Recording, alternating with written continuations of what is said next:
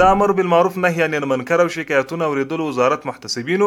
د هیواد په کچه د میرمنو حقوقو ته د رسیدنې په برخه کې 450 بیلابیلو قضیو ته رسیدنه کړې چې په یادو قضیو کې 1 د میراث، 40 د ولور، 214 د کورني تاوتریخوالي، 45 د اجباري نکاحګانو، 90 د نفقې ورکړې، 22 میرمنو ته د شرعي نکاح زمینه برابره شوې او 22 د طلاق قضیې حل شوې دي. د امر بالمعروف نهي عن المنکر او شکایتونو اوریدلو وزارت محتسبینو په ټولنه کې د خرافاتي کړنو د مخنیوي او د یوې سالمې ټولنې د رامنځته کولو په موخه په جوزا میاشت کې د هیواد په یو شمېر ولایتونو کې 45 تنه کوډګر نیولي او د شرعي پریکړې په موخه یې عدلي او قضایي ارګانونو ته ورپېژندلي دي.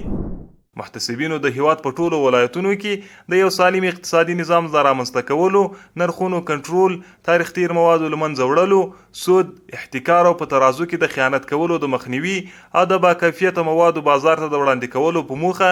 له سوداګرو او هټیوالو سره 615 اصلاحي ناستې کړي دي. محتسبینو په ټولنه کې د قومي او ژبني تعصباتو د مخنیوي او د یووالي روحیه د پیاوړي کولو لپاره د هیواد په کچه 55 لوی دښمنۍ او 243 وړې شخړې حل کړي دي. وروستی خبر دا چې محتسبینو د روان 1415 کال په جوزا میاشت کې د هیواد په ټولو ولایتونو کې له قومي مخورو، دیني عالمانو او ځوانانو سره د اسلامي کلتور د عامولو، ناوړه دودونو د مخنیوي، عامه ذهنیت د سمون او د اسلامي ارزښتونو د ساتنې په موخه نږدې 1306 بیلابیلې اصلاحي ناستې کړي دي. مولاي صل وسلم دائما